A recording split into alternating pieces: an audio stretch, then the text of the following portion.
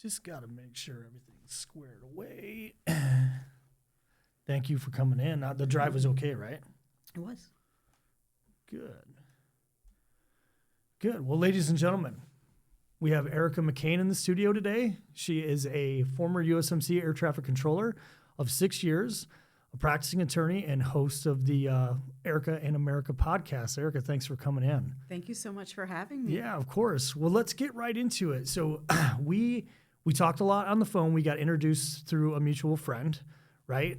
Shout out to Troy. Right. He's yeah, I can't wait to meet him. I've only talked to him on the phone. Right. And yeah, I have just a million questions. You've covered a lot of ground, done a ton of interesting stuff, and that's why we're here. So I appreciate you coming on. So, happy to be here. Good, good. So take me through. So tell me your origin story, where you're from, what made you join the Marine Corps, and obviously as much as you want to share on that. And I have 1,000 questions about the air traffic control realm. Okay. All right. So I was born in Florida and grew up mostly in Cincinnati, Ohio. And when I was in my senior year of high school, was trying to decide where I wanted to go to school. I was in a college preparatory high school. Shout out to Walnut Hills High School in Cincinnati. Nice. And it's known as being, like the number one high school in in Ohio. And everybody goes to college. So I spoke to my college counselor, high school counselor, during my senior year, and had some concerns about where I wanted to go and that sort of thing, and started to think about going into the Marine Corps. I had someone in my family who had been a Mustang Marine, commissioned on the battlefields of Vietnam, who was very instrumental in me going in. So I started to consider that as an option, and ultimately took the ASVAB test, scored highly, and was told that I could pick any job, thankfully, that I wanted to, and chose intelligence. So I joined for 6 years. I signed a contract for, initially it was 5. The day I was supposed to ship out for the Marine Corps, I was told that if I signed for another year, I would get a guaranteed MS specialty within Intel, which turned out to not be the truth. I was going to say, they got you. They did. They sure did. And then, shipped out to boot camp. Tell me what other questions you have. Oh man, I mean, so in the female perspective, right? The female perspective, obviously, my wife Jennifer, I was not in yet by the time. So my first exposure to the Marine Corps, outside of obviously a ton of family members, was going to see her graduation, and going down to Parris Island and seeing, just getting that glimpse. I was always super interested in the female perspective of what that's like, right? And especially nowadays, because I don't know if you know this or not, but now they're integrated, yeah. Right? And so yeah, it's that boot camp experience, obviously, and you can go into it as much as you want. Like, how much of a shock to the senses, right? Like, did you have a lot of prep before you went? Did you have any mentors kind of answering your questions? Pretty much zero. So and this is the really funny part of this story, is that I was all set to go to college. I was not, before I joined, I was not athletic at all. I tried to play tennis, I think, when I was in high school, and wasn't great, but wasn't involved in any sports. The high school that I went to is primarily academically focused. Okay. So wasn't involved in any sports. Went into basic training with very, very, very minimal prep. I might have done some light jogs, before I went in, and you do that with the delayed entry program. Sure, I was part of it. Yep. Yeah, and your local recruiting station. But other than that, I didn't do anything to prepare. And luckily, I was, I'm petite. I weighed probably at the time 110. And so it was easy, maybe because of that, for me to run. Sure. And that's one of the biggest things, when you go in and you go to boot camp, it's like, are you a good runner? Can you keep up? And I did. I actually like really excelled. Excelled at that. Yeah, and they actually ended up putting me like, in the first squad or whatever. The whatever rabbits? Right, Yeah. right. But that was purely by luck, But other than that, I hadn't prepared at all. But in terms of a shock to my system, as far as just the mental pressure, and then how physical it was and demanding in that way, I would say that I was pleasantly surprised, maybe. And I grew up in a we could just put it this way, a very animated upbringing, a big an Italian kind of upbringing, and we don't hold back and that sort of thing. So I was used to frankly, like being yelled at. Yeah, there you go. Yeah, this is easy day. So, it was not. So then when I went to boot camp, it was not that much of a shock to the system, and I loved it. I absolutely, and I still to this day will say that. Unfortunately, that was boot camp. I think was the best part of my Marine Corps experience. I could see that. Yeah, it was. I loved it. It was nonstop every day, something different.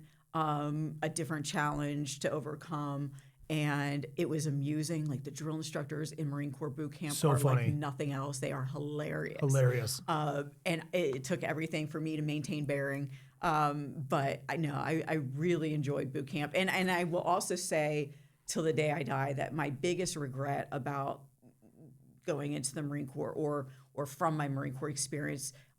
Second to what we'll talk about in a minute here, but is that I didn't become a drill instructor. That if I could have done one thing before I got out, it would have been that I didn't do. It would have been to probably be a drill instructor. I really regret not doing that. I do as well. And in my career path, like it just didn't take me to. I always wanted to do it as well, and I actually had I had friends talk me out of it that had done it, and what they said was, and they were close friends, and I believe them. I said, hey, I'm thinking about it. And they said, hey, man, it's a career maker or a career breaker, right? And sometimes it's not even really up to you.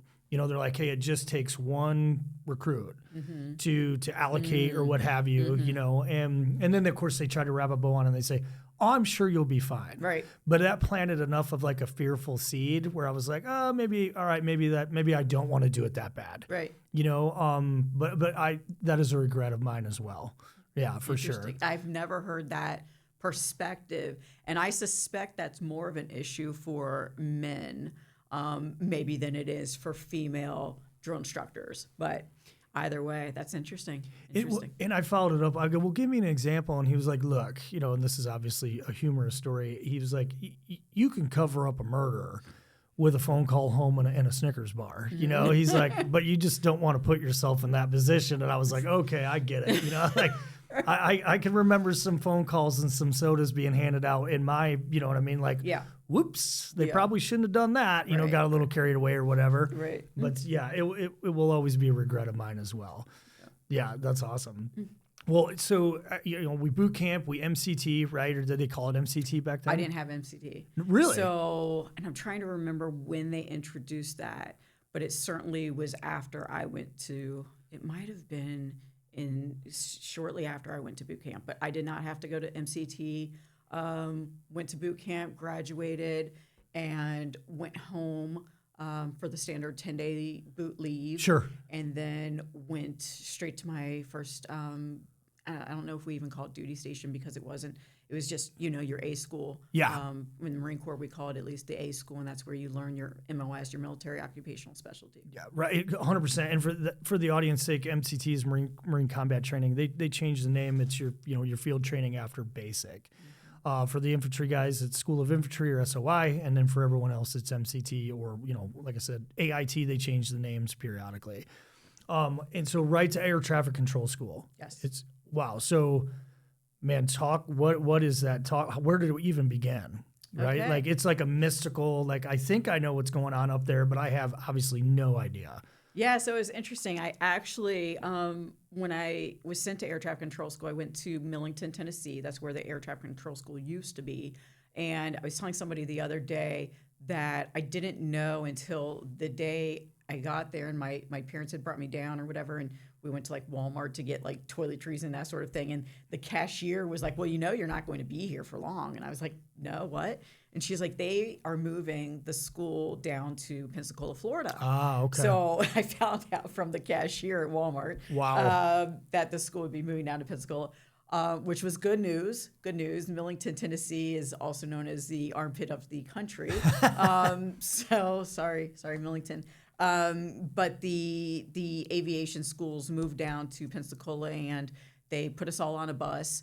And air traffic control, we were the first ones to open the new the aviation schools down there at Pensacola. So I was in the press for that. I was chosen as like a spokesperson or something for the grand opening of the school.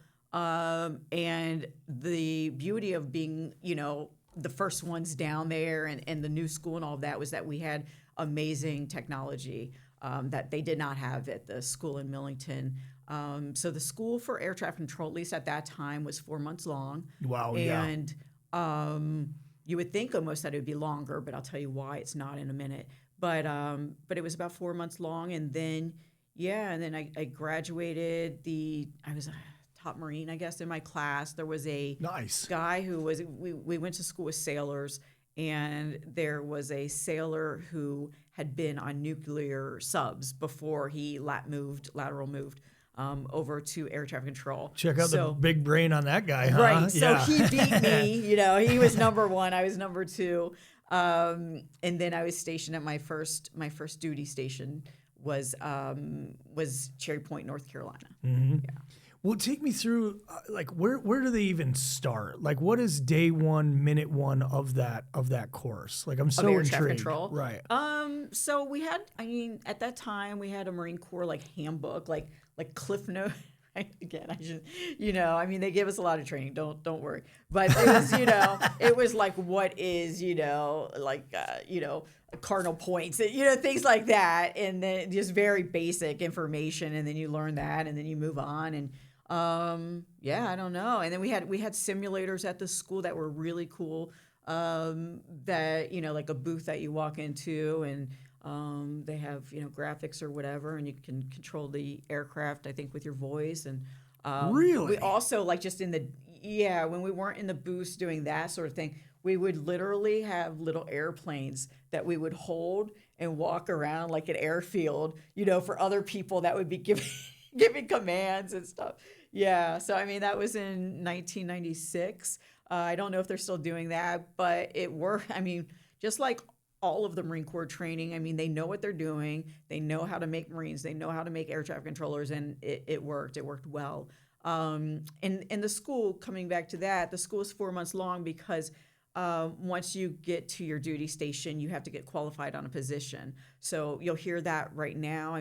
We're talking a lot in the news about air traffic controllers and the training that they have to undergo. And what people may or may not understand is that once they graduate that kind of basic training course, I think it's in Oklahoma City for the FAA, they then have to go to whatever airport they're assigned to, and they have to learn the positions that they are going to work on. So that process in and of itself can take months, depending on how complex the airspace is for that position.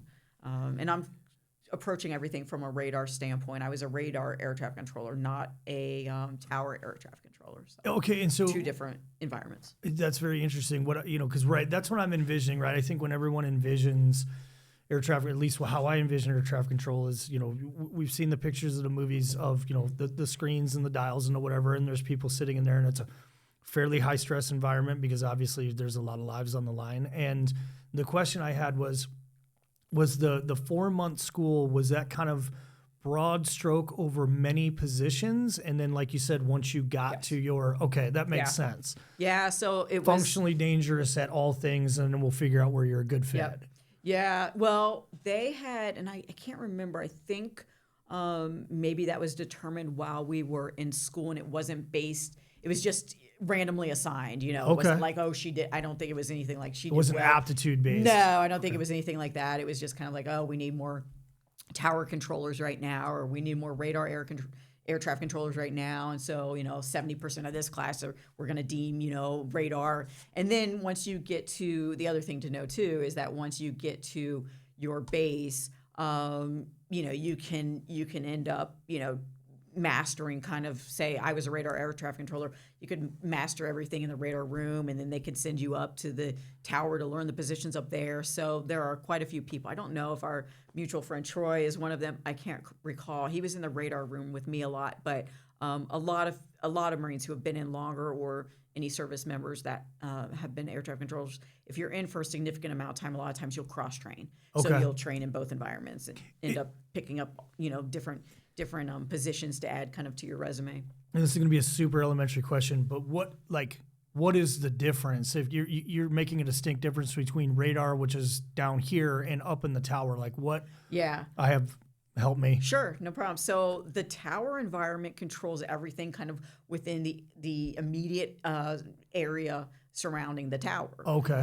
And then radar controls, we assist, I guess, with different planes coming in that are on radar, who are on instruments rather, and we help them come into the airport. But the tower controllers would be people that were clearing you for takeoff, clearing you for arrival, taxiing you around the runways around the airport. Okay. And then it's interesting. The whole air traffic control system is broken down by airspace. So sometimes you'll hear about centers. I have a lot of friends who work at different air traffic control centers around the country, and they control, the airspace largely. Well, they kind of own everything, but they'll control a lot of the airspace in between major airports.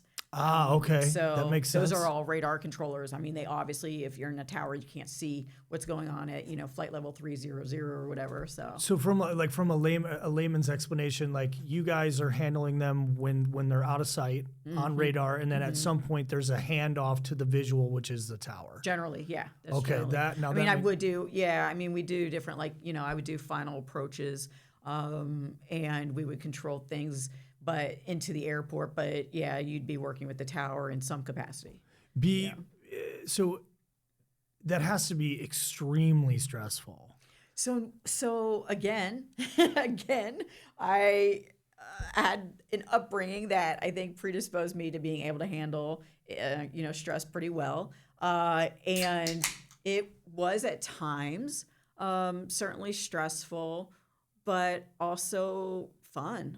Like it was fun, and I think that if there are kids out there, or young adults or whatever out there that enjoy video games, I think it would be something that they should look into.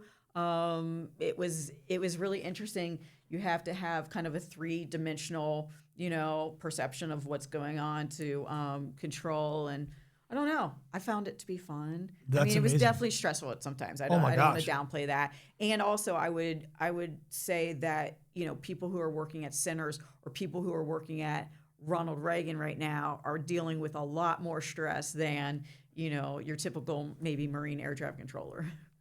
Was there a high attrition rate at the school?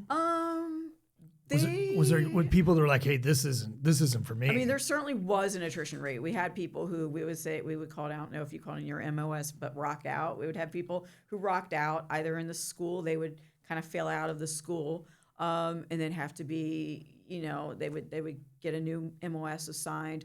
We'd have people that would not be able to obtain certification or whatever on different positions within the radar room or within the tower, and they would have to, move on after a certain amount of time and many chances probably. So yeah, there's a certain level of attrition rate. I don't know if I would say it's high, and the reason why it's probably not super high is because you have to have a certain ASVAB score to even qualify to be an air traffic controller. So.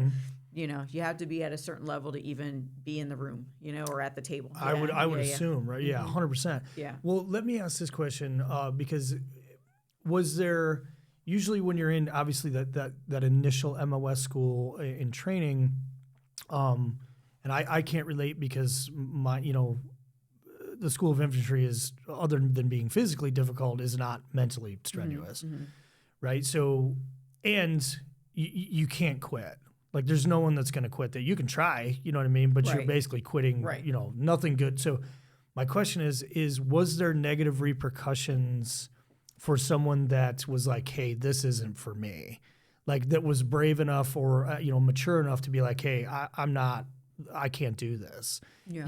Is that, I would imagine that would be one exception, that job would be one exception where they're like, no shame in quitting. Because if you're not all in, then this isn't for you, right? Yeah. Is that a fair question? I think it's a fair question and a fair assumption. I mean, I don't know because it never happened. I never experienced it. Sure. And I never had a close friend who did. But my impression was that no, that they weren't super critical of anybody or punitive in any way of anybody who couldn't do it or didn't feel like it was right for them. Which is very counterintuitive to all things Marine Corps. Yeah. Right? Yeah, like yeah. But like you said, I mean, it's air traffic control. It's the safety of pilots. It's the safety of civilians. So, you're not going to probably want to put, an extraordinary amount of pressure on somebody to do a job that they don't want to do, Yeah, it's, it kind of, to put it, like I said, to put it bluntly, like nobody in the infantry wants to charge the machine gun hill. So it's like, hey, I want to quit or I don't want to do this. Well, tough shit, you're doing it, right? I can't imagine that that's the case in that position. Right, yeah. And to that, that brings up another question. Like, what were when you were on the job and you were doing it, and maybe this varies, please educate me, like how long were you able to kind of maintain that high level of focus on, like, was it a 30-minute shift? Was it an 8-hour shift? Like, do you understand the question? Like, maybe I'm not articulating, right? So it was like an 8-hour shift. We had 3 different shifts: day shift, eve shift, and the mid shift. So day shift would be like 06:30 to 14:30, 2:30 for civilians. And then for the eve shift, it would be like 2:30 to you're taking me back at this point. I think it was like 10:30 then. Yeah, 8 hours. So 2:30 to like 10:30. And then the mid shift would be like 10:30 to 06:30. And it was interesting because when I went into the Marine Corps, I always planned to get my my undergraduate degree while I was in. That was just like, there were no two ways about it. I was going to get my bachelor's and keep up with my peers who I just graduated high school with. So I was lucky enough that at Cherry Point, they allowed me to start taking the mid shifts. And so what I would do is I would work 2 day shifts. And then on your second day shift, you have an 8-hour break. And then you come in for the mid shift. And I would work during the night, 2 nights in a row. And then you have 2 days off. So that's just how our schedule worked. It would typically, you would work 2 days, 2 eves, and then 2 days off. They let me do 2 days, 2 mid shifts, 2 days off. Okay, cool. So, which, I mean, they would have needed a Marine to do that either way. So they were nice enough to let me do that. And then that allowed me to go to evening school. So I was able to get my bachelor's for the most part while I was in. It's amazing because it would seem like it would take up such an incredible amount of bandwidth, right? And then I'm sure there's, if you're at the airfield at the intersection of nowhere and who cares, where there's a plane coming in or whatever every 3 days, cool, I can handle that. Versus LaGuardia, yeah, you know what I mean? That's a very different conversation in terms of like bandwidth and how long can you stay, at that optimal level. Right. Yeah, so that is a great question. I don't know how long they're on for. I mean, I have friends who work in towers around the country, and just depends, I think, on what kind of air traffic is coming in, how much staffing there is right now. There isn't a lot, but I know for us, you would get you'd be on for 8 hours, but we'd eat for maybe a half hour, I think.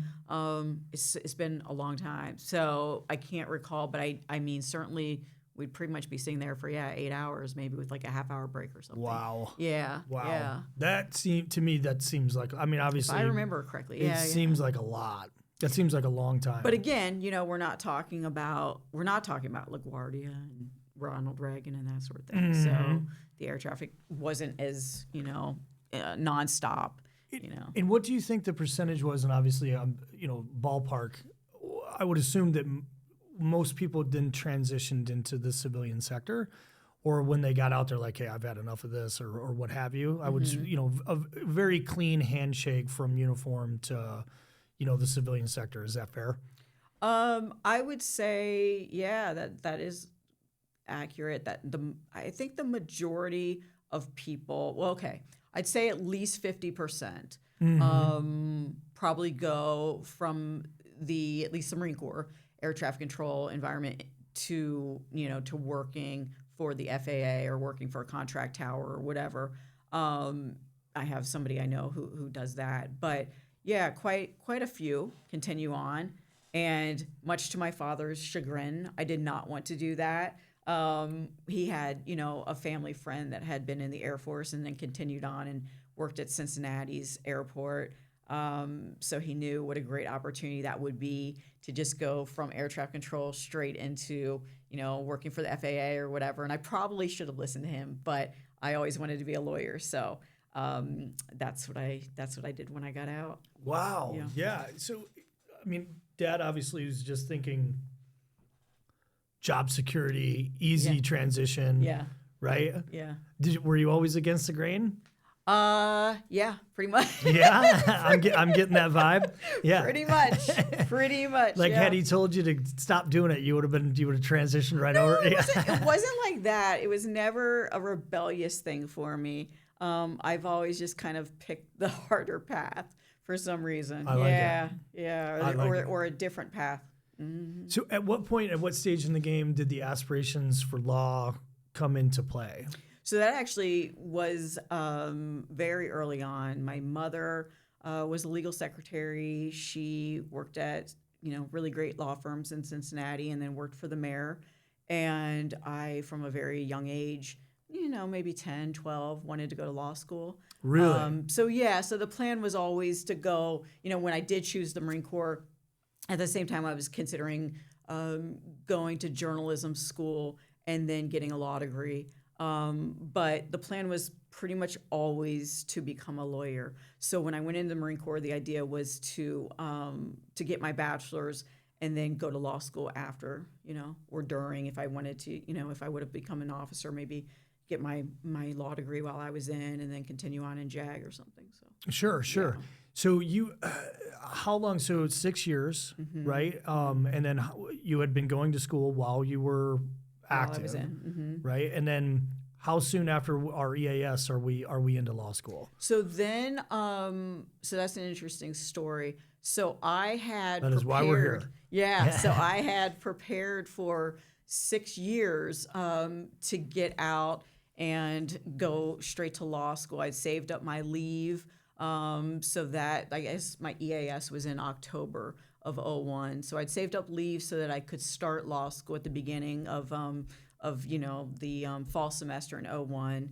And I was finishing my bachelor's, and there's something called a CLEP test. Have you ever heard of a CLEP? 100%. Okay, so you have or have not? Yeah, I have. Yeah. Oh, you have? Okay. So for I those clipped who out haven't, of some stuff. Yeah, I clipped out? Okay. Yeah, not a lot. So for those who haven't, CLEP tests are basically a test that you take to fulfill college credits, I would say, right? Yeah, that's good. That's accurate. So with my undergraduate degree, it required either, like 6 credit hours of a language, which they didn't offer at the school on base or something, or 6 hours of like computer programming. And I am the least tech savvy person, so I thought, well, I'll go ahead and I'll try to CLEP out of the language requirement. I'd taken like 5 years of French or something in high school and junior high. So that summer before I was supposed to get out, I take the CLEP test, and I only needed like 6 credits more to graduate. I'd already been accepted to law schools. I was all set to go. I put my deposit down. I get out of the Marine Corps early on terminal leave which is, when you could save up your kind of vacation time and get out a little bit before you're due to get out. I find out right like a week or two before law school is supposed to start that I had failed the test by 1 point. Oh, fuck. 1 point. Fuck. So that meant I could not start law school. I had to put it off, finish my bachelor's degree, which I did with the computer programming thing, which was a nightmare. C++ programming, for anybody who knows about that, is not the easiest to learn. So finished it, and while I was kind of finishing it, got hired on at a very good firm in Cincinnati, and did recruiting and conflict of interest and continuing legal education. So you had graduated, and before you started intern, like obviously getting accepted into law school, was the intern like a contingent? Like you had to intern while you were going through, or is that just intern? You mean at the law firm? Yes. No, I had to, because I had not finished my undergraduate degree, because I failed the test by 1 point. Yeah. I had to work on finishing it and just take a job. I could not go to law school then. Okay. So yeah, which is, one of the many reasons why I have concerns about what Kim Kardashian's trying to do right now. It's what is she trying to do? She has not graduated from she does not have a bachelor's degree. She has not graduated from any college in this country. She has not attended any law school in this country, and just took the July bar exam. She had failed the baby bar, I think, 3 times. Just took the bar exam in California in July, and then, failed. But California has this really interesting program where you can do an apprenticeship as if it's like 1897 or something.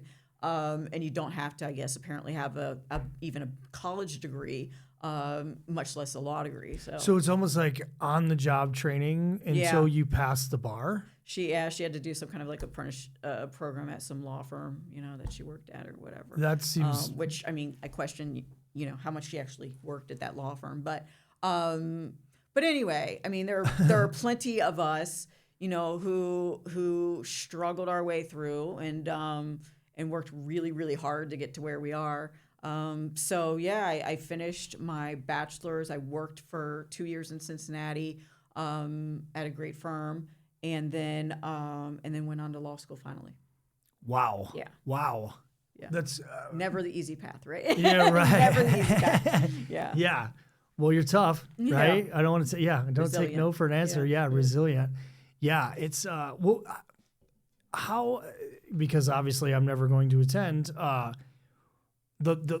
the thought of going through law school, because all I'm basing this off is movies, right? Mm-hmm. And then obviously friends, and not a ton of friends that have done it. It just seems like such a daunting and arduous task. Like, is it just an immense amount of memorization? What is the, and I'm not articulating this well at all, but what are the milestones as you go through in order? Obviously you have to pass the bar, right? Mm-hmm. And that's pre or that's post? Post. That's post. So what is the example of the curriculum that you would have to go through? Is it just, right? Does that make sense? Yeah. So, when you're in college, or maybe after, depends on when you want to go to law school, you take the LSAT. It's like the GMAT, kind of. I don't know what either of those two are. So the GMAT, I think, is the one that you take for, there's like a GMAT and a GRE. I think the GMAT might be for med school or for business school. I can't remember. But anyway, LSAT's for law school. You take the LSAT, you get a score. Your score kind of determines, for the most part, where you're going to go to law school. You go to law school, it's usually 3 years. Depends. Sometimes it's 4 years if it's an evening program. I did a hybrid. I started in the evening, and then I switched over the next year to day, and then I switched. I just kind of did both, and worked a lot. At one time I had 5 different paying jobs at the same time while I was in law school. I bet. I bet. But the curriculum is pretty standard. You take torts, contracts, property, con law the first year, and then you just go from there. Depends on what state you're in. Sometimes what subjects are on the bar. Those subjects are typically required courses, and then you start taking. I have a specialization they're called a concentration in government affairs, and then one in labor and employment as well from my law school. So I took a lot of courses, related to those two practice areas or subject areas, and then you graduate and then take the bar until you pass. Sometimes. Wow. So. Yeah, after law school, I moved down to Florida, passed the bar and started practicing in 2010. And yeah. And so at what point when do you get to pick, or I'm sure they don't assign it, like when do you get to pick your focus? Or is it whenever you feel like it? Like you obviously you go through the curriculum, I don't want to say broad stroke, like it's not extremely intensive, but like the prerequisite curriculum, pass the bar, graduate, and then do you just, hey, I'm going to focus on this particular area of law? Is that completely up to you, or? Yeah, it's completely up to you. Wow. Yeah. Okay. Yeah. So it's, unlike med school and the boards and all that stuff, and I don't want to speak out of turn because I haven't gone to med school and I don't know the process extremely well, but my understanding is that, based on some of the tests and that sort of thing, you kind of get pushed into one area or another, maybe in your residency programs or something. So no, that's totally different from law school. I mean, law school, you graduate, you can go do whatever you want. Certain people, if they want to take the patent bar, then they take an additional test. I think that requires you to have maybe an engineering or something background, some kind of tech background. This is going to be my next question is there, like, depending on what your focus is or what you want to, lean into, there's probably additional additional like, were you going to say additional tests? Yeah. Yeah, no, just for the patent bar, just for IP attorneys. But otherwise, no. You could go on and get like an LLM, which would be like a master's of law in in corporate law or something, or in taxation or whatever. But most people don't, I would say, And so no, I mean, a lot of it comes down to, where did you clerk when you were in? Did you enjoy that practice area? And then you get out and you pursue doing the same thing or switch it up. Yeah. And what was yours? What were you trying to lean into once you graduated? Yeah, so I was lucky. I had worked at that law firm in Cincinnati for 2 years before I went to law school. I worked at what we would call big law kind of, and it was Cincinnati's biggest law firm. And I got a feel for it, and I did not love it. So I decided, I had always grown up thinking, watching LA Law and thinking that I wanted to be a big corporate attorney. And then once I was in the environment, just decided it wasn't for me. The culture wasn't for me. So I went to law school, kind of knowing what I didn't want to do, and still trying to decide what I did want to do. I mean, I'd always been drawn towards government affairs. So that was a general area that I was interested in. I was always interested in labor and employment, but more from, after working at the law firm, more from the plaintiff side. So those were things I was interested in. After my first semester, and I remember it like it was not, yesterday, I was down in our, the lobby or whatever of the cafeteria for the students, and we had like a little law magazine for students. And I picked it up and I was reading it, and there was just this one column, and I have the magazine still at home. I saved it, and it was basically an article or an ad from the Paralyzed Veterans of America, and this was in, let me think, the fall of 2003, so a few years after 9/11 and the war had started, and they were trying to recruit law students and new attorneys to veterans disability law. And I read that and I just knew instantly that was for me. I just thought well, that's actually like a perfect spot for me. I have the 6 years, active duty Marine Corps experience. I have an interest in serving others. I have an interest in public service. I have an interest in anything related kind of to the government. So it was perfect. I thought I'll be probably pretty marketable. There aren't too many former, Marines that are women who are going to be in this practice area. So yeah, I thought it was perfect. And so then I set out on kind of tailoring all my classes to that, and all of my clerkships to that. So I, made sure I got hired on at a personal injury firm in Columbus, and that way I was, learning how to read medical records. I worked there was one attorney at the time, there were 200 attorneys in about 2003 or 2000, by this time it was probably 2005, doing veterans law in the country. Okay. Who really knew what they were doing, and one worked in Columbus, I think it was one, and she was the secretary of like the National Organization for Veterans Advocates, and she was kind enough, and an alumni of my law school, she was kind enough to bring me on. as a law clerk. So she was wonderful and a good mentor. And I worked for like a lobbyist because for a period of time I thought, well, maybe I'll go to DC and I'll work as a lobbyist in Veterans Affairs. So and what was that experience like, right? Like the lobbyist. Yeah, like everyone has their. We're laughing for a reason, right? Yeah. Was it everything I'm imagining? I mean, I'm sure there's varying degrees of truth, right? Yeah. I mean, I can't speak to it too deeply. I was not I've not been a lobbyist. It's interesting. It's interesting work. Just put it that way. Yeah. And you had political aspirations as well, right? You ran for office. Yeah, I did. So we're going to jump to that. I'm so intrigued. I'm so intrigued about the whole what are your process. questions? Yeah. One, what was the impetus? What made you decide? Obviously, there's a call to service, and but what was the? Was there a mentor? Was there someone that or was it all just your observations and, hey, how can I serve better? Mm-hmm. Right. Which, I mean, is that fair? Yeah. I would say it was the latter. It was definitely about how can I give back? How can I serve my country? I mean, I grew up with a mother who had JFK Jr. or JFK rather, I guess, as a president, and who was really impacted by that, by him. And from a very young age, she taught us to be involved in politics, to follow politics, to care about politics. And so I always had an interest. When I was in law school right away, I started politicking. I was the class president or whatever, the student bar representative for my class. I started multiple organizations, multiple law student organizations while I was there.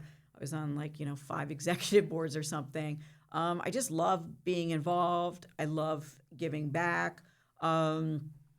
I don't know. I was thinking about this morning too, as far as politics goes. And I would say, the two things in this country right now that really, make a difference are, how much money do you have and how much power do you have?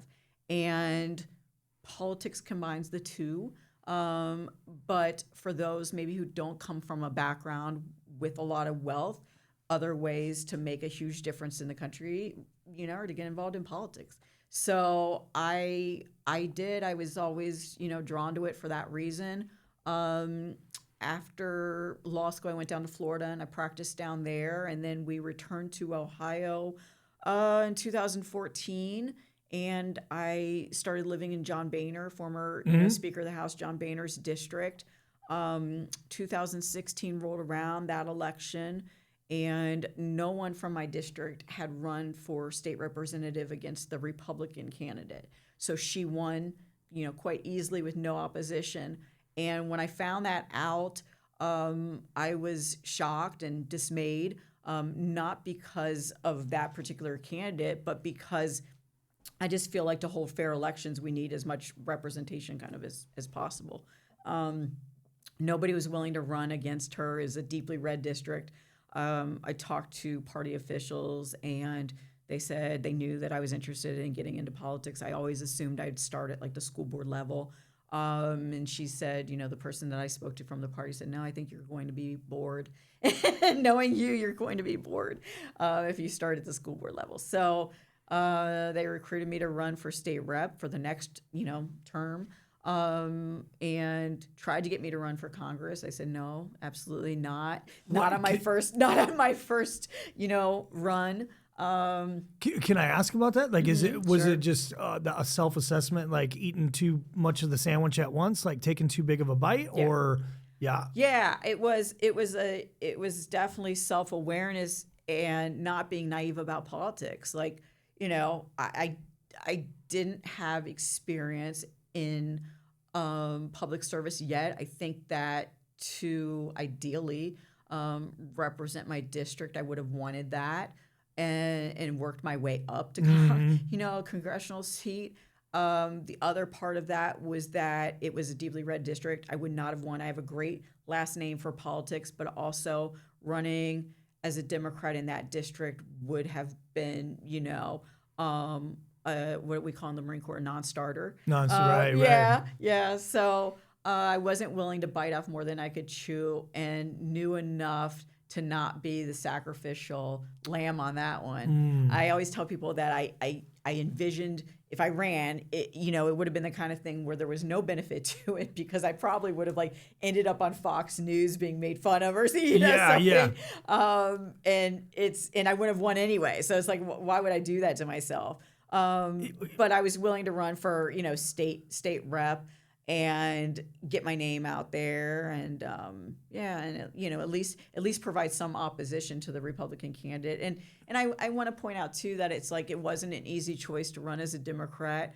I'm an independent. I lean slightly left, but I vote for Republicans. I vote for Democrats. I have friends that are Republicans who are in office right now. I have friends that are Democrats who are in office. So I find myself kind of more in the middle on most things, but leaning slightly to the left. But when it came time to get involved in politics, I happened to be in a red district. There's a long, long line in that district for the seats, And I knew that if I didn't want to start at the very bottom and take 10 years to work my way up, that I would probably have to choose wisely which party I was going to run for. And when they approached me to run, I said, well, I really, to be honest with you, more of an independent. When the party, Democratic Party approached me, I said, well, more of an independent. And they said, well, you're definitely not going to win probably as an independent. There's no money, usually for the independent candidates, not as much certainly as, if you're aligned with one of the two parties. So in that way, it was an easy choice. I ran for them. And don't regret that, it's fine. Like I said, I would never have probably even gotten the opportunity because the line's so long in that district for Republican candidates. But that's very intriguing, right? Like it's because there is a game to it, right? There's 100% a game to it. And I was going to ask, what year was this? This was the end of 2016, beginning of 2017. So, I was the Women's March MC, the MC for the first Women's March in Cincinnati. Master of Ceremonies, MC? Yeah. Is it? Yeah. Mm-hmm. That was great. We had 10,000 people. First time with public speaking to that extent. I think the biggest crowd I ever spoke to before was, when I was working for the Tobacco Public Policy Institute during law school, and maybe gave a presentation to 200 people. So jumped to presenting to 10,000 for a few hours that morning. When we had everybody across the country did the women's marches the day or the days before Trump's first inauguration. And then I was running and launching kind of very early so that I could raise money for the campaign and be at least somewhat competitive. And then ended up getting ill. And so I stepped out of the race and put myself on bed rest. And this was kind of, a few months later, I ended up taking a job in corporate America. Cincinnati politics at that time, they were a little bit more conservative. At least when I grew up, it was always red. Now it's more purple or even blue. But I didn't feel comfortable running and starting a new job. So I stepped out of the race, for a few of those reasons. And that was that. And I also stepped out. We have a mayor in Cincinnati, Aftab Pureval, who I had met, through my time in Cincinnati politics or whatever. And he is a remarkable speaker. He's a great candidate and mayor. And I was struck by how natural it was for him. And I always felt that I was not as much of a natural as some people are who really flourish in politics. I think that I could have done well. It maybe would have been fine, whatever. But I also, when you're in a room with somebody who is like that, you kind of say, well, am I at that same level? Right. Is it as natural? Is it as organic? And it's not. I always said I'm more of a Hillary Clinton type than I am a Sarah Palin too.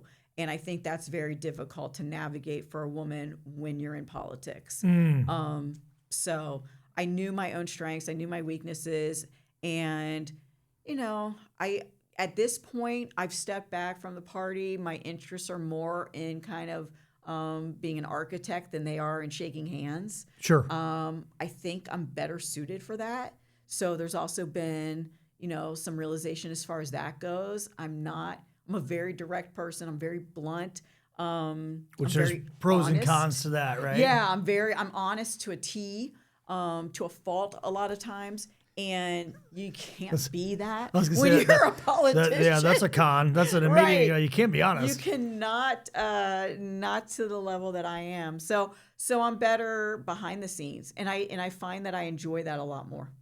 I'm glad that you brought that up, and I try and stay as apolitical as possible, right? If somebody paints me into a corner and starts asking, if you ask my opinion, I'll give it to you, right? Yeah. And for whatever that's worth, right? I obviously don't have a high opinion, and I think what most people don't understand, or when I came to the realization is like, how much of it is just like you said, the glad handing and the speaking well, good public speaking, but it's the team or the cabinet or the the people behind the scenes that are really the worker bees that are affecting most of the change or the policies or what have you. Is that fair to say? Yeah, I would say that that's true, and that the candidate is typically more just the face of everything. Right. Yeah. Yeah, and that to me is not interesting. Mm-hmm. It would seem to be exhausting.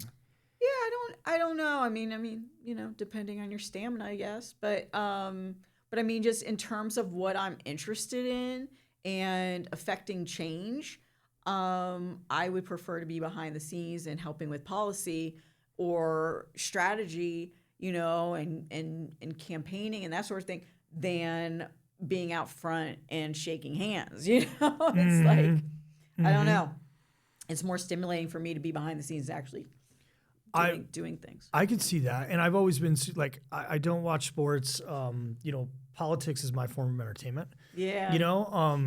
Which is bizarre to say, is because it's it's almost like a guilty pleasure, because a lot of times, depending on how much I'm paying attention, it enrages me, but at the same time, I don't watch the news. Like I listen to a lot of talk radio, right? Yeah. And it's kind of like, I want to have faith, trust in the system, but through my experiences, I just don't. And it's always intriguing to me where you see these people go in and they get elected, and if you follow that certain individual, like the certain changes or what we're talking about, promises made, promises kept, and all that stuff, like it has to be so unbelievably, like, in other words, because I'm blathering here, like it's always something that I wanted to do, but I know myself well enough that I have no place in it. Politics? Yes. Yeah. 100%. You know what I mean? Like I love, it's in the same way that someone loves watching football. Yeah. But has no business being on the field. Yeah. Right? Does that make sense? Yeah. Yeah. So, and being in the organization, the military and in the intelligence community, you get kind of close to some of those policymakers, or you see the direct results of policies that are affected, and they're you get very close to the sun. Oh, yeah. Yeah. And running, you do too. And that's where, I have so many questions, right? So, were you ever disenfranchised? Like, were you ever like, man, I don't know, like, because especially on the campaign trail, right? Like, you're immediately subject to attacks and kind of the dirtiness of it, right? Is that fair to say? Mm-hmm. Yeah, it's definitely a fair analysis. Yeah. So I didn't get too deeply into the race for that to happen at a significant level. But, I dabbled in speaking at some town meetings, we'll put it that way, and was online, and organized some rallies and protests. And, I think we had like the financial officer or something of the town, like he doxed me. which was frustrating, I mean, it would not have been if I wasn't a single mother with a little girl in my house. Right. In a deeply red district with lots of guns. I had my own, but, would rather not use it. So, yeah, I mean, I think it's something that you have to be prepared for. Like I said, I wasn't prepared for that kind of smoke if I ran for Congress, so that's why I didn't run for Congress. Right. It wasn't like I wasn't prepared, but I didn't want it. I mean, who wants that? Who wants that kind right? That heat all the time, right? I mean, at the same time, at that point, and in 2016, and now, I still encourage women I know, especially, to get involved in politics. And I always, I remember I joked it back then and said, just like, what are you going to say about me? Like I took too many candles at the Bath and Body Works sale on Candle Day. Like my past was pretty clean. And I do want, people to know that if it's in your heart to run and you want to serve, and especially if you don't have a lot to hide, I guess, you should run, you should run. Mm-hmm. But I mean, also be cognizant that people will make up lies and people will dox you when you are a single mother and have a little girl at home, Unbelievable. So yeah. I don't know. Did I answer your question? Yeah, you did. It's and this could be a week-long episode, right? Yeah. Like I have so many questions.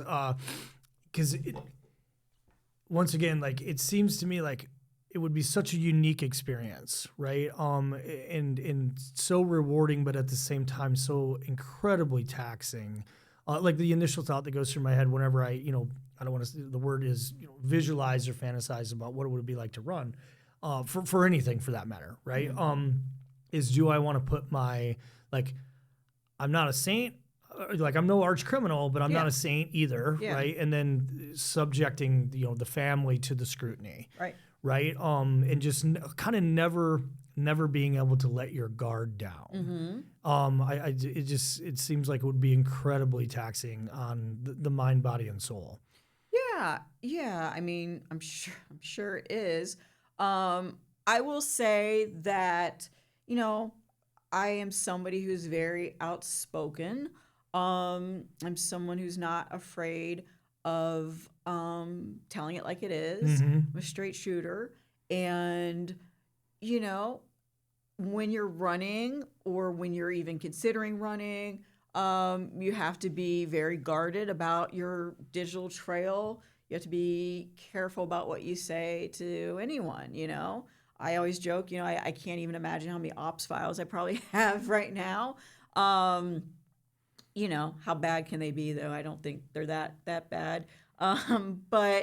But yeah, it's a sacrifice. And I think that it's a sacrifice in that way that a lot of people don't appreciate.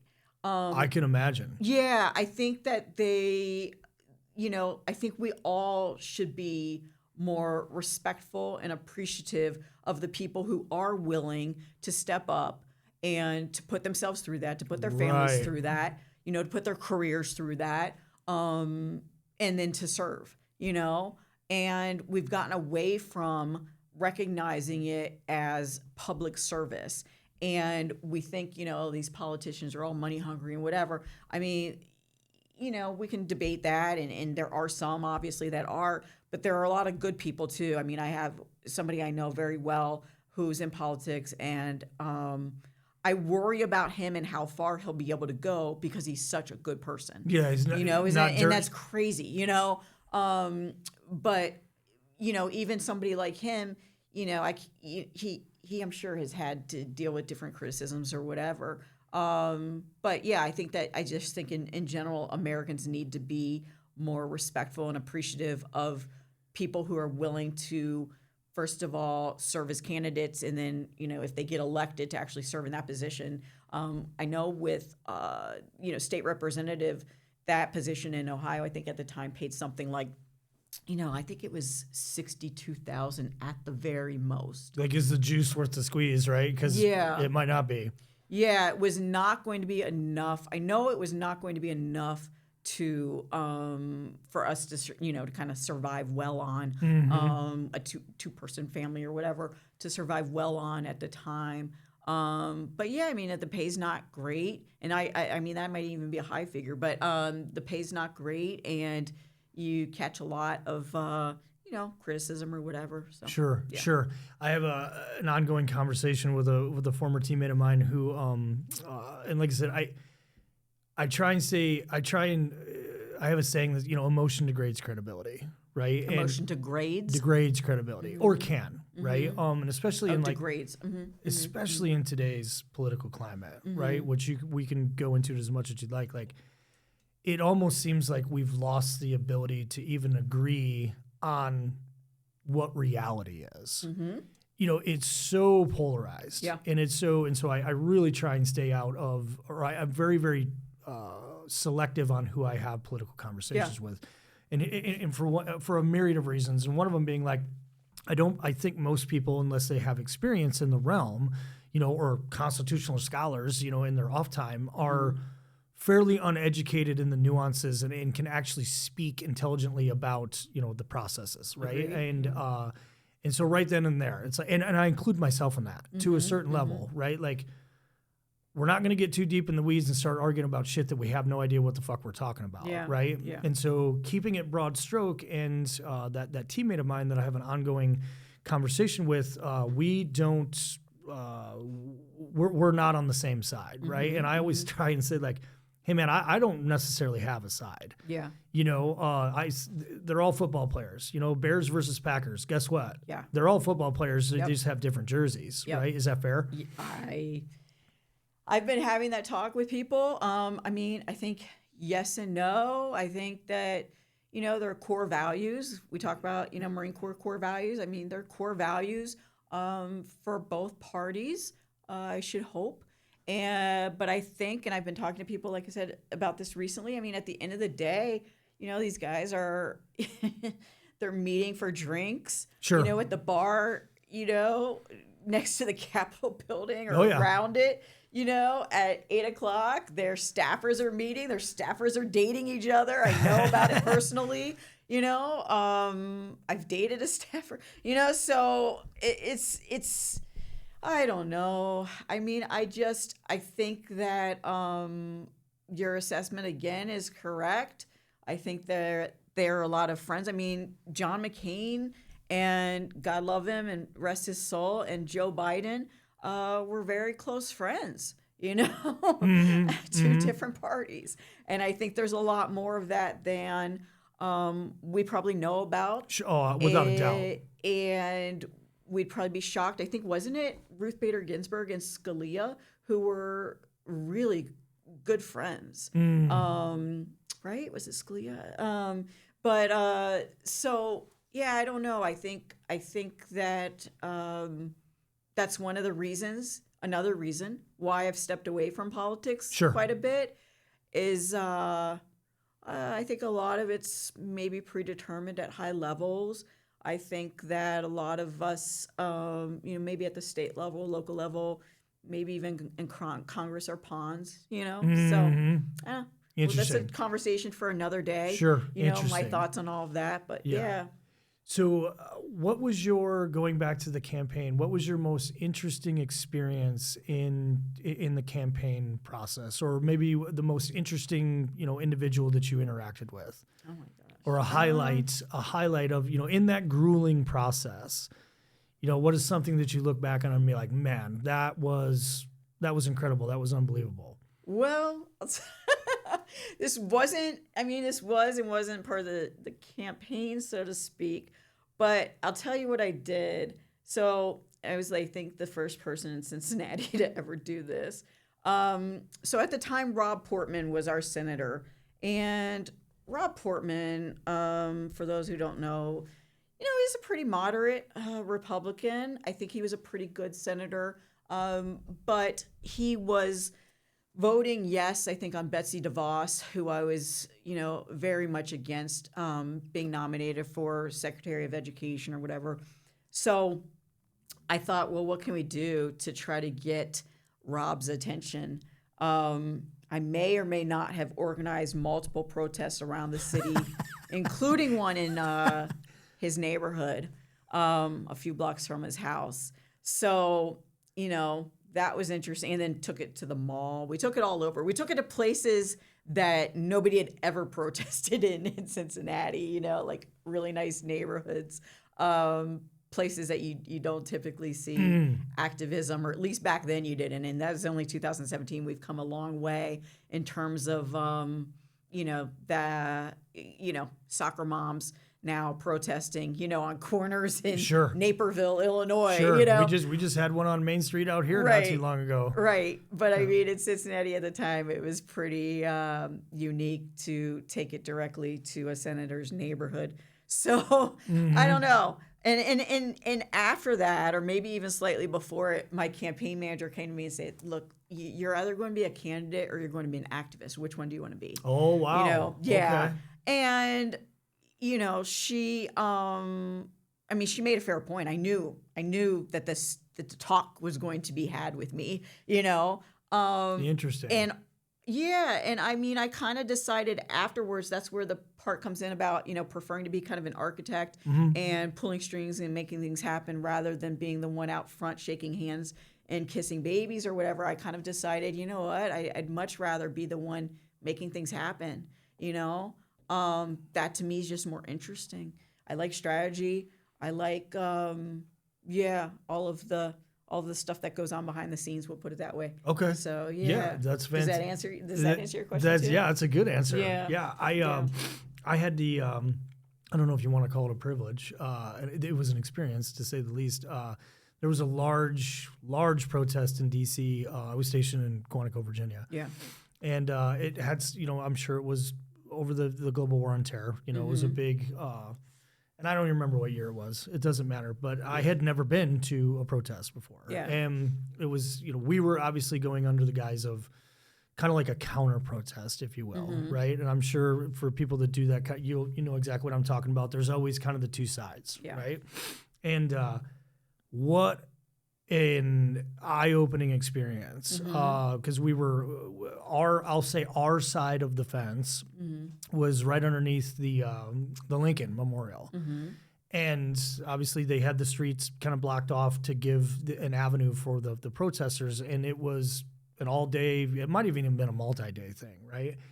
And the only way I can explain it was that the air itself was electric. It was such an emotionally charged event, right? And immediately once we got there, I could immediately.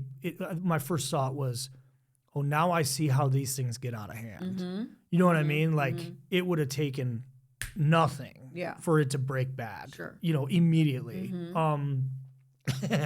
And the other kind of observation that I had was there was a certain age and demographic on the, we'll call it the anti-protest side of it. And then on our side of it, protesting the protest, if you will, just by being there, a distinct difference in once again, age and demographic, right?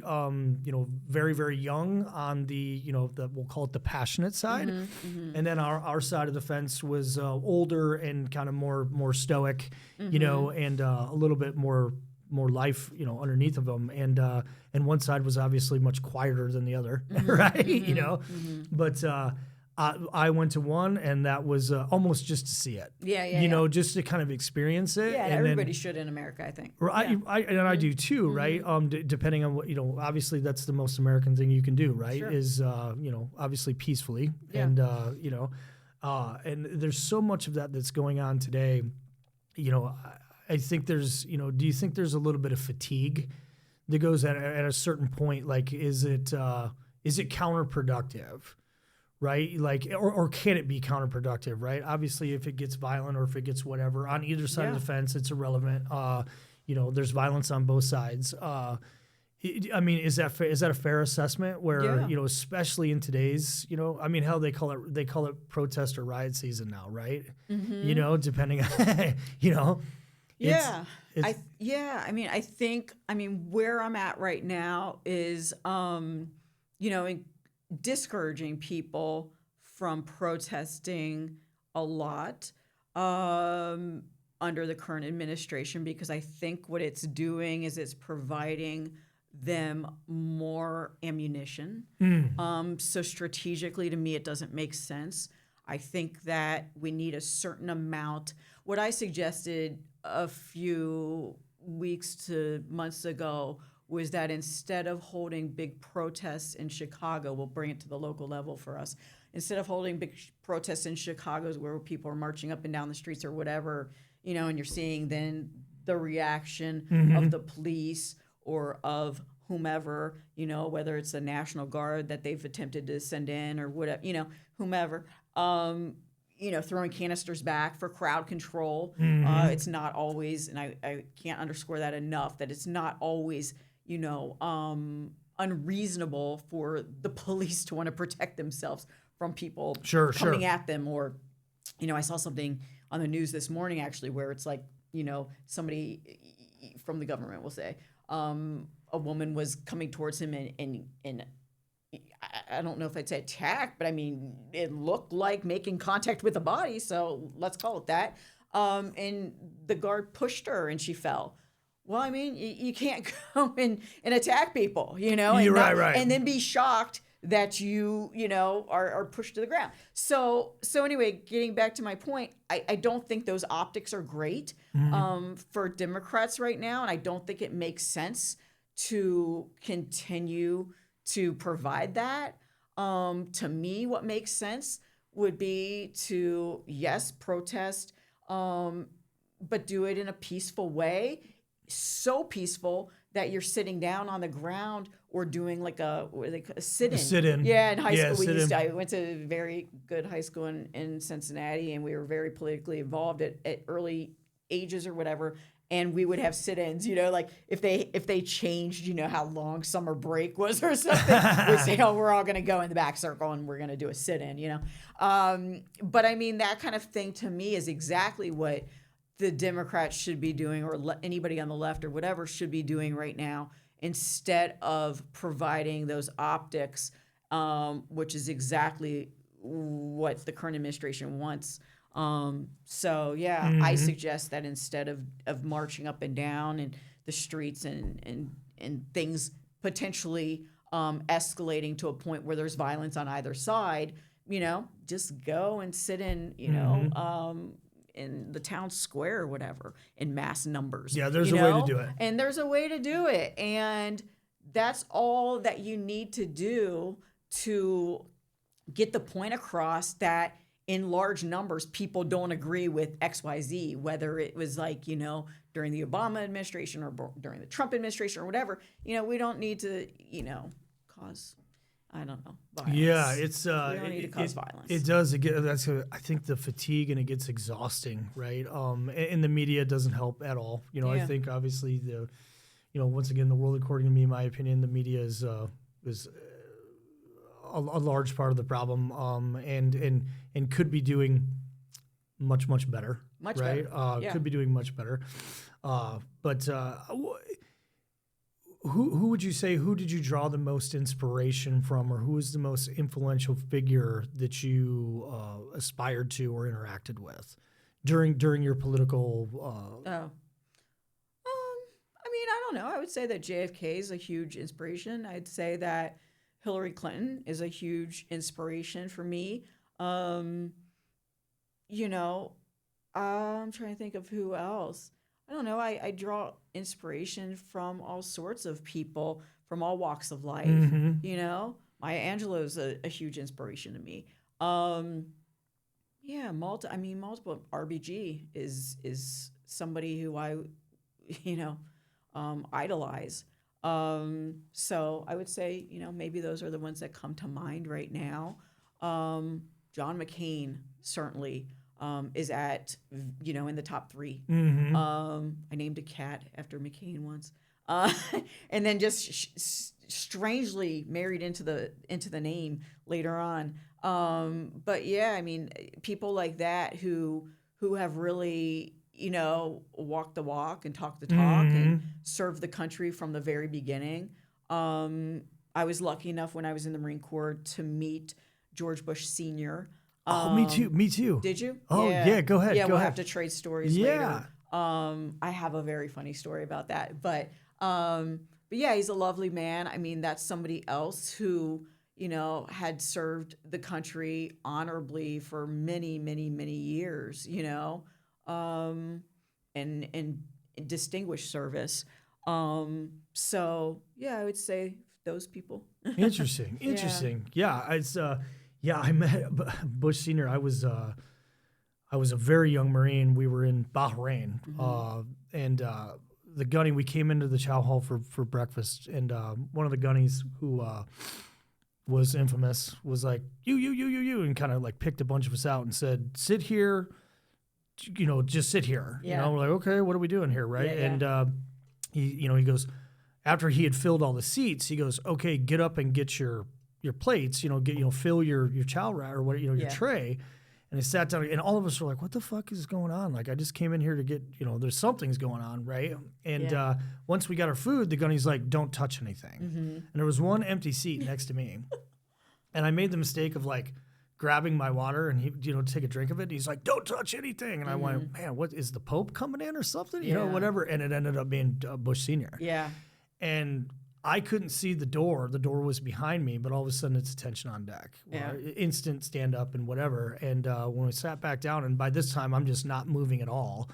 And here he sits right next to me, and I'm like, holy shit, it's George Bush Sr. And he's like, how you doing, Marine? I was like, good, sir, and he goes, you enjoying your eggs? And of course I'm like, I haven't been able to touch it. I didn't say it, what I mean? But he had just come in off of a flight, and then the poor guy, right? Because God knows how long that flight is, right? He got about 2 bites into his breakfast before I snapped a picture with him, and then the place just lined up. Yeah. So I don't even think he got to eat. The poor guy. But it was cool. It was of course it's a framed picture in my house. Because I thought very highly of him as well. Yeah. It was very interesting. Yeah. It was cool. You can't help but almost get starstruck. Right. Whether you like them or not, right? Yeah. And, I've met some that behind closed doors I don't care for in the least. Right. But it's something about being in, whether it's the presence of that power or the charisma, because they all have that, Sure. right? Yeah. You almost, and I won't name names, but one in particular, a teammate of mine was co-located, and I don't think I could have more disdain for a human. And he was like, yeah, I shook his hand. And I was like, you shook his hand? And he's like, dude, I don't know what to tell you. He goes, it just, I didn't even think. Like, of course I shook his hand, right? And I probably would have done the exact same thing. Yeah. Right? Even though I had a voodoo doll of him, sure. stuff. Yeah. But very, very interesting. Well, let me pivot back to law, to your practice. What was the most rewarding or interesting case or kind of milestone met while you were practicing? Because you're not practicing currently right now, right? No, I'm practicing. I'm on a sabbatical. I'm dealing with, health issues from long COVID, chronic fatigue syndrome. That's a whole story. But yeah, I mean, my license is still active and all of that. I don't know. I've practiced Social Security and veterans law. I don't know if I could, pinpoint a high water mark. I mean, off the top right now, but also, brain fog. But I would just say one thing that and this might be a good segue into a conversation we may or may not have, is that one thing that I have been struck by is how many men have experienced military sexual trauma. And that's something that I would not have known about before I got into the practice, and something that, wreaks havoc on somebody's life. And it's been gratifying to represent those veterans, and getting the disability benefits that they earned and deserve, after such trauma. Really? Yeah. I had no idea, and I wish I had stats off the top of my head. But you'd be shocked. You'd be shocked by how many men have been assaulted while they were in, and it just, after the first few or whatever, it occurred to me, I guess it's like a prison environment in many. I was gonna say it's in many very ways. prison. Yeah, when I was in, I mean, we would kind of jokingly refer to it as being like prison. But yeah, Especially in the Marine Corps. Yes. So it's shocking. It's upsetting. Yeah. But so I like to help those people. I would say the other thing, and I mean, I can't think of some clients off the top of my head where, they served in Vietnam, or even I've represented World War II clients or their wives.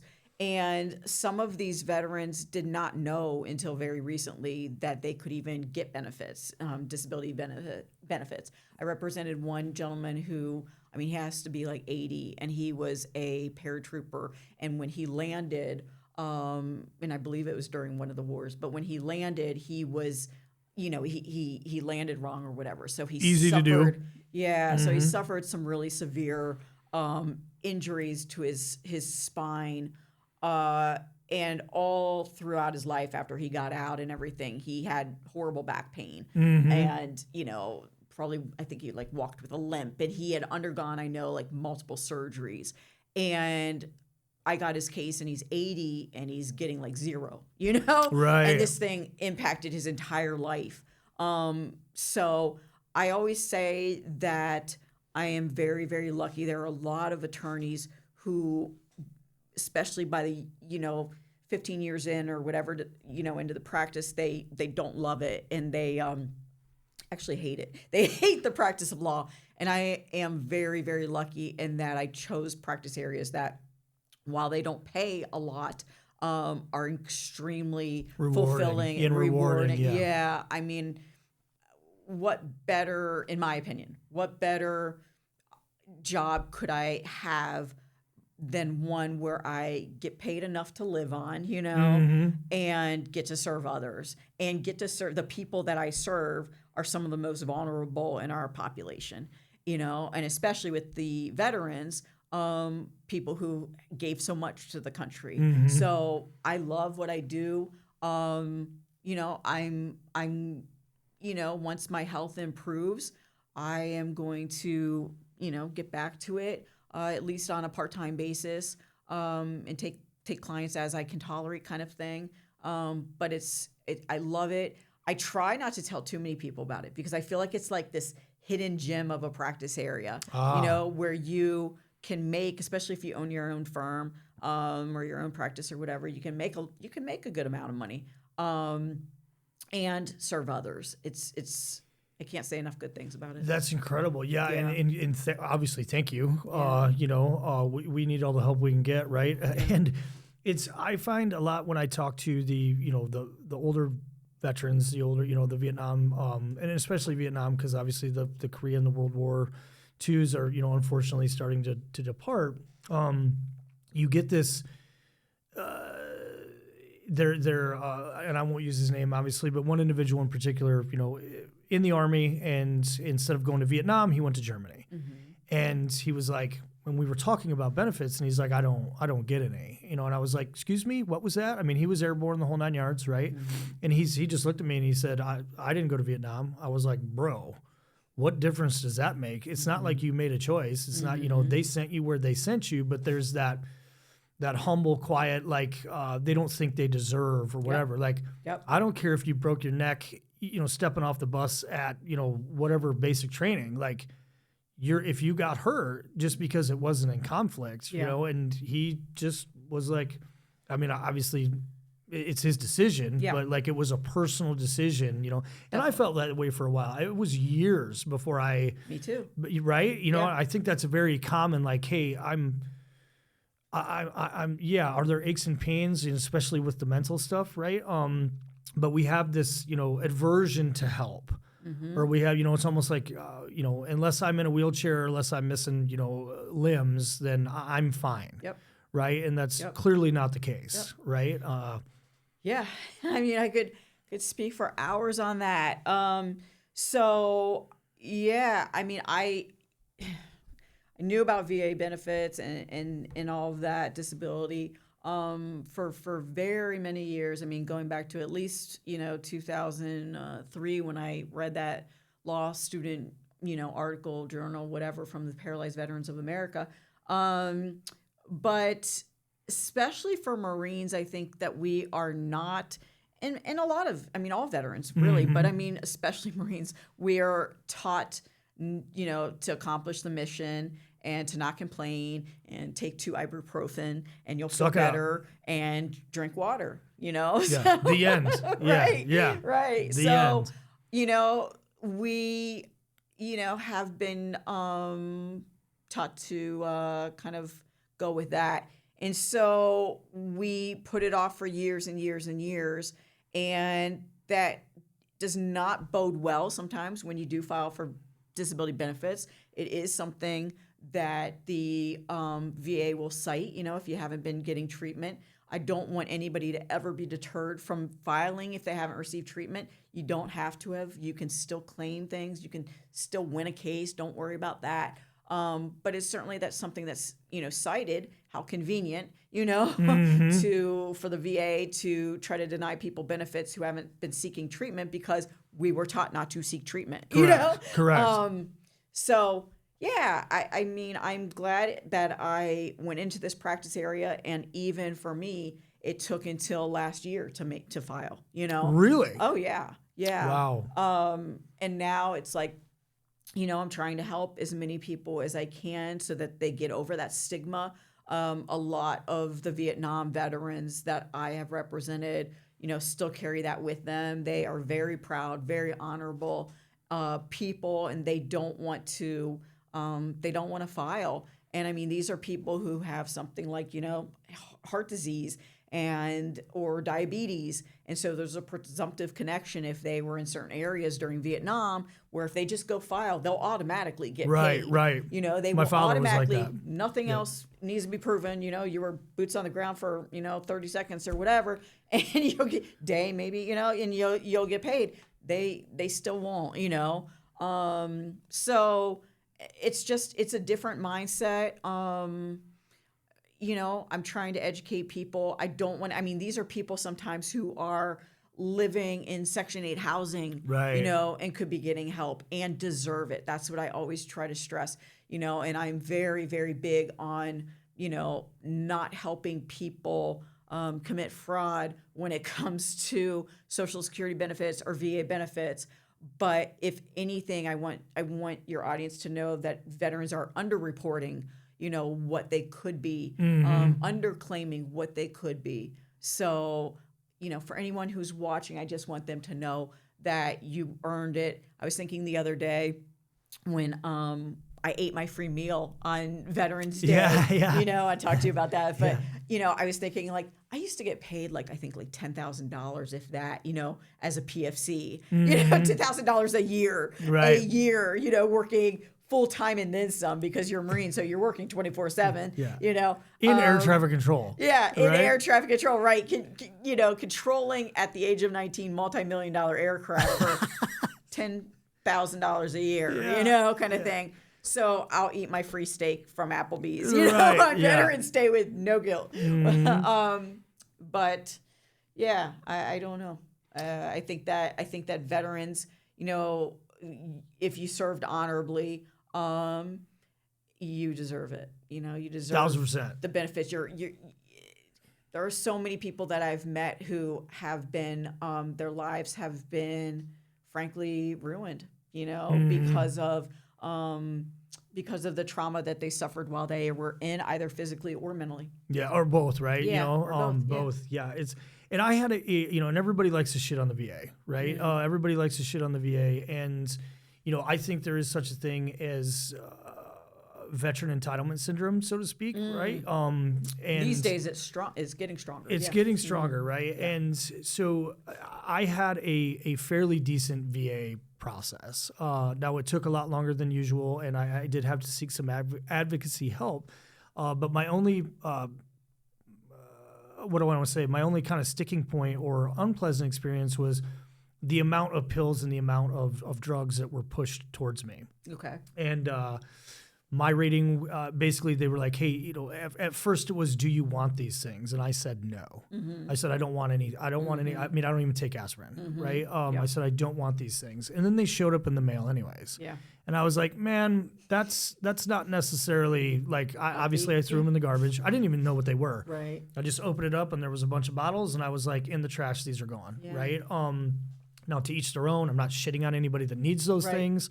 Right, it just that wasn't me. I didn't want to go down that path. Yep. Because I had so many friends that nothing good came of it. Yeah. Right. So, but other than that, I think sometimes I think the VA doesn't get a fair shake. Sometimes I don't think we manage our expectations well. Right. And in the same breath, I don't have to tell you, there's a lot of how can I put it nicely?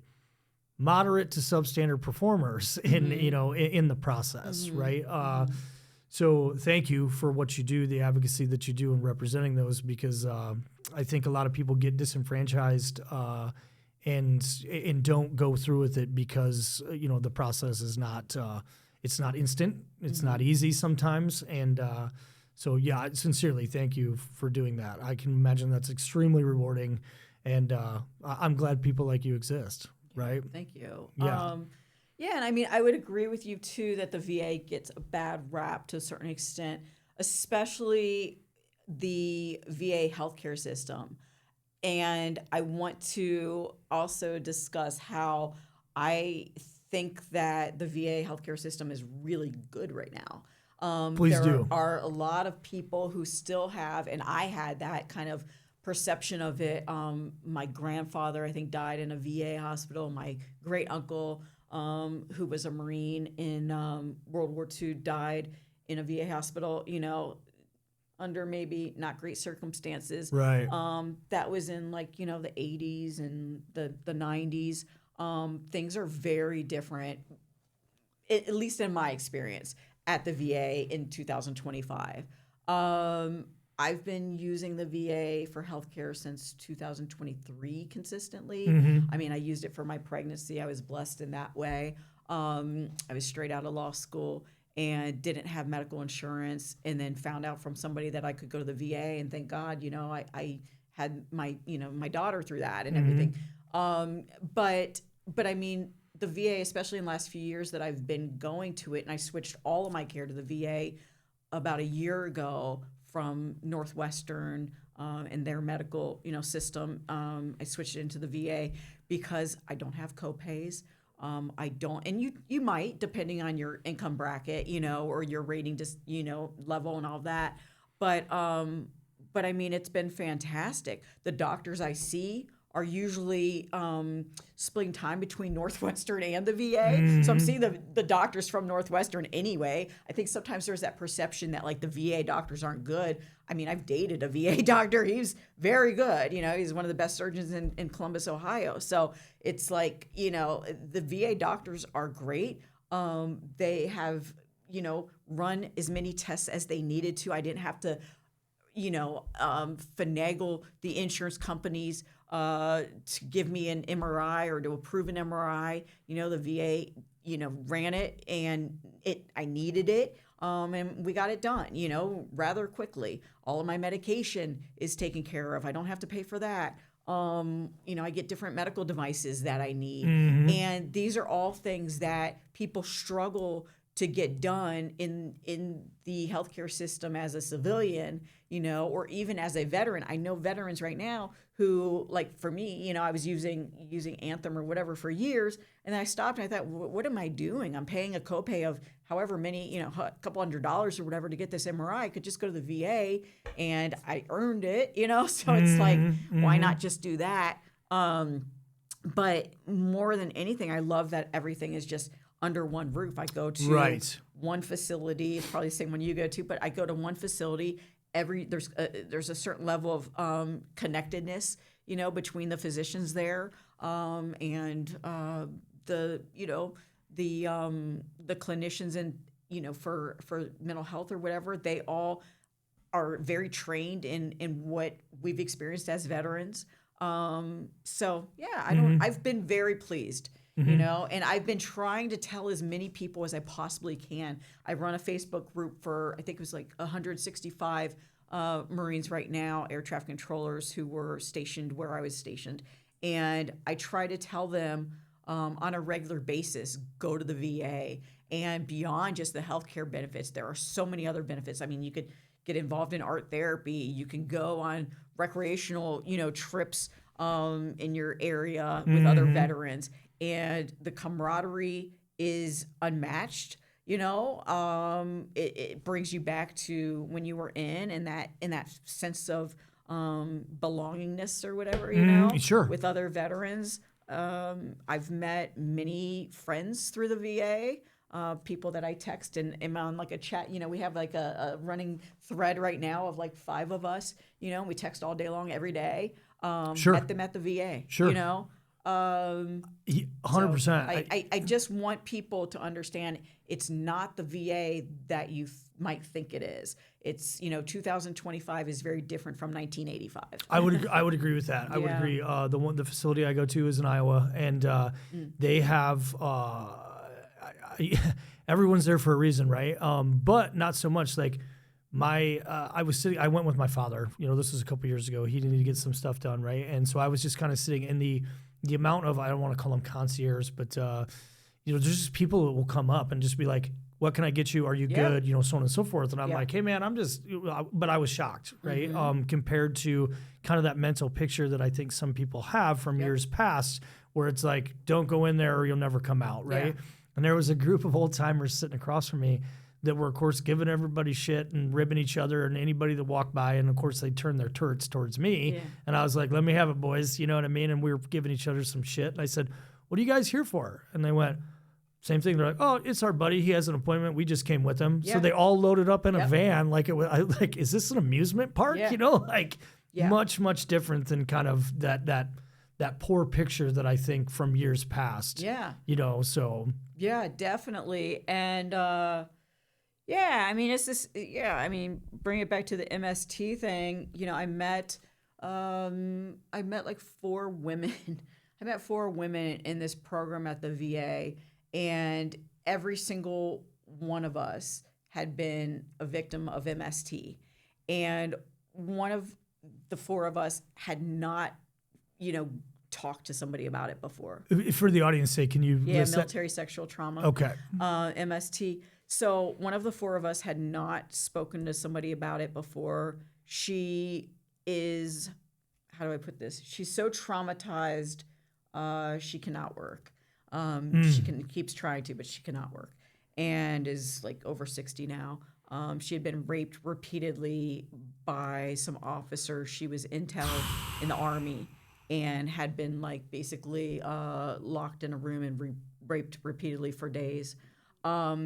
So struggled, her whole life. Wow. Has never filed one claim for PTSD. Never one claim. This is somebody who, has lost, no doubt, hundreds of thousands of dollars of income over the course of her life because of this trauma. Can barely work, can barely function. In many ways, it's affected her relationship with her family, So anyway, long story short, the 4 of us took her and walked her over to, the Disabled American Veterans office next door at the VA, and we're working on helping her get, benefits because she desperately needs them.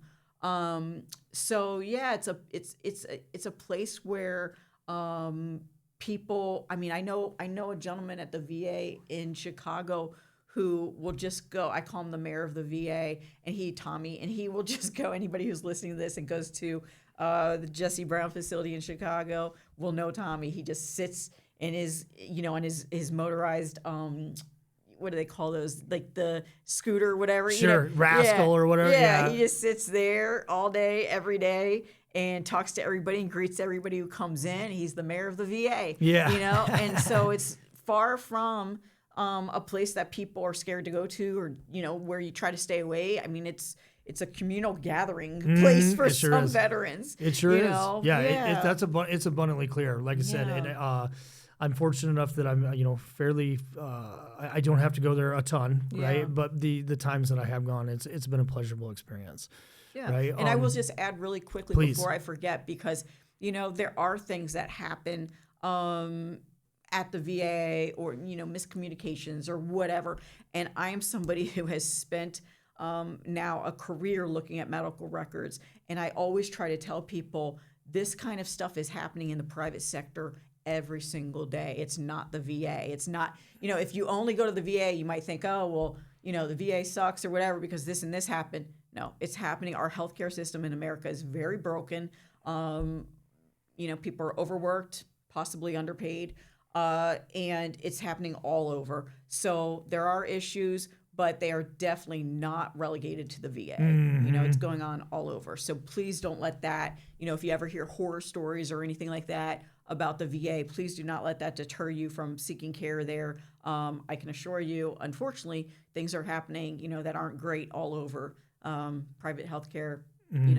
Too. So, did you want to shout out or list off that Facebook page that you're a part of, or no? That's just for the Marines that just the air traffic control Marines who were at Cherry Point. They know who they are. But they can, they know who they are. We all talk to each other. We all, keep in contact. We have a small group of alumni, so. I get it. And you brought up an interesting point with the Vietnam guys where just the location of where they were stationed or where they served is like an automatic whatever, right? Yeah. And I can remember whether it was my first trip or my, whatever trip to Afghanistan, I spent a considerable amount of time there. And the camp that was right next to our location, at what point I found out that just being at that camp for whether it was 6 months or a year, they were getting an automatic whatever. Yeah.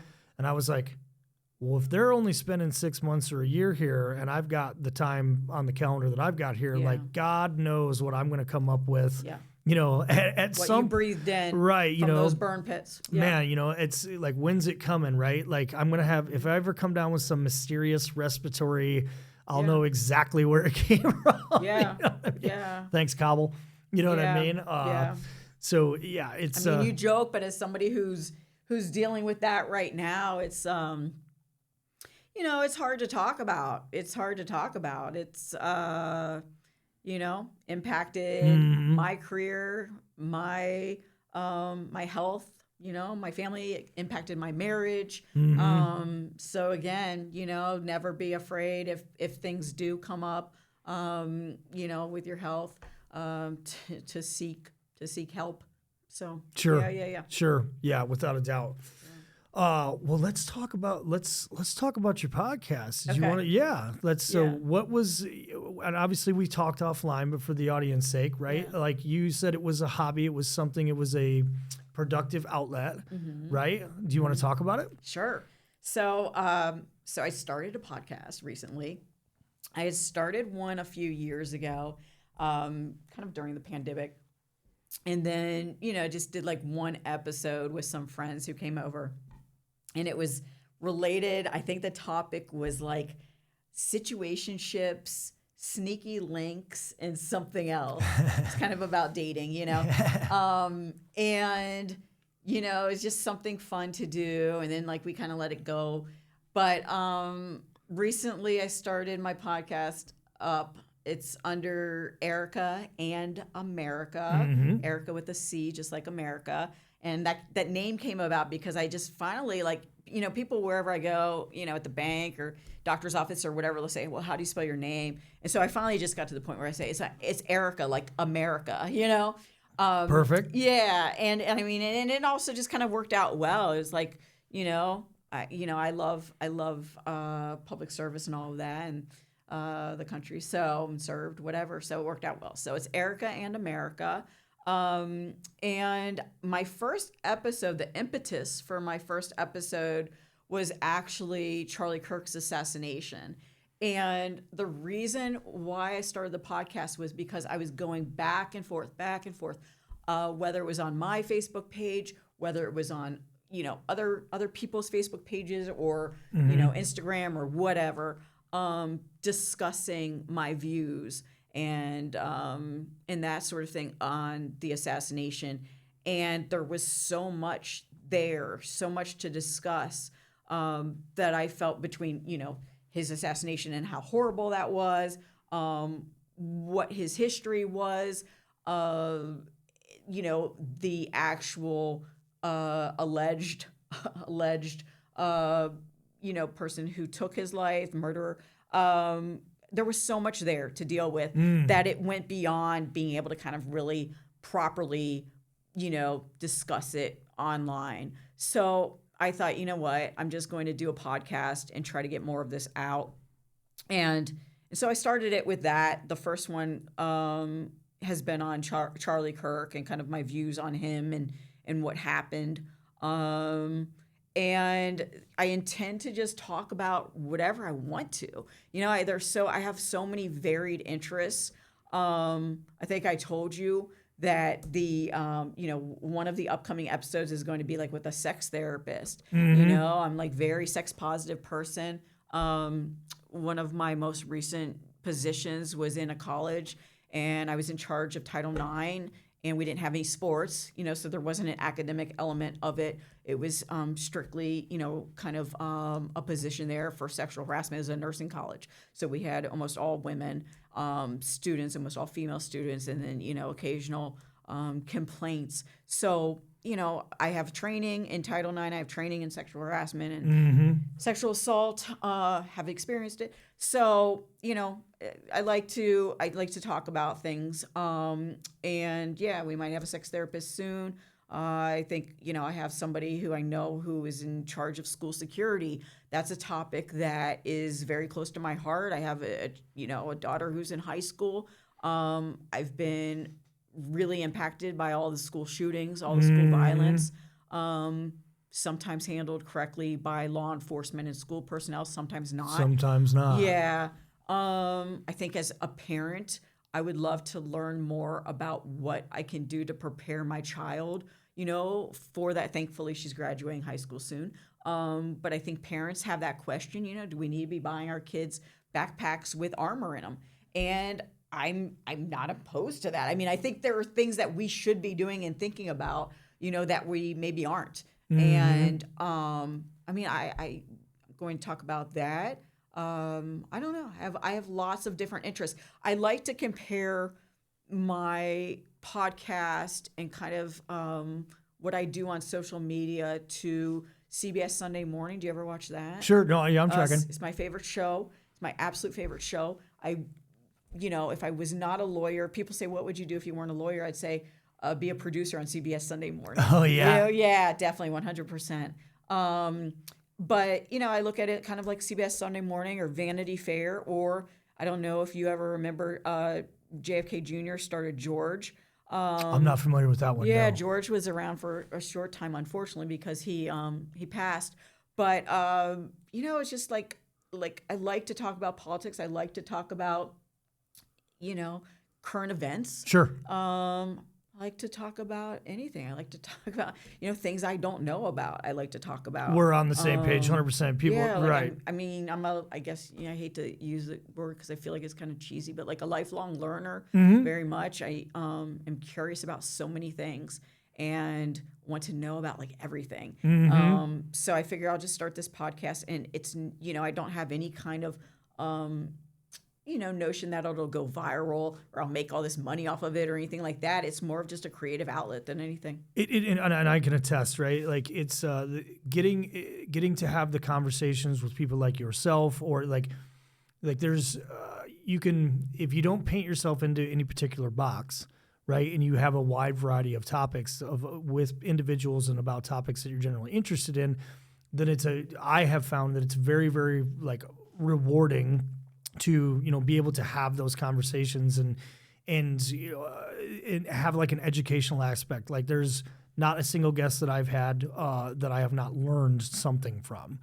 Say nothing about like the intricate details. And so it's so much fun, and I'm so glad that you're into it, right? And I can't wait to come and be on it as well, right? Totally. What is next? What are your goals and aspirations beyond, from here moving forward? Yeah. Oh, that's a great question. So you've covered so much ground, right? Like what's next? Well, there's more that you haven't even heard. It can be part 2. But yeah, I think next for me is just continuing to represent veterans. getting my health first and foremost to a point where I can serve others again. But yeah, representing veterans and helping them is really where my heart is at. I love it. I love being a lawyer. I love advocating for others. I'm very passionate about using your gifts to serve others, you know, and I told my daughter the other day, I think there's a saying, and it's from the Bible, that's like, to whom much is given, much is expected, sort of thing, you know, and I'm big on that. So I want to serve my community. I'm new to my area, and I reached out the other day online and just said, hey, I'd like to get involved more in the community. Probably not in an elected capacity. I'm not completely opposed to it, especially serving at kind of, you know, maybe the local level. I was going to ask if you ever thought about revisiting. I don't know. I mean, you know, maybe, you know. But as I say that, the ops file is starting, you know.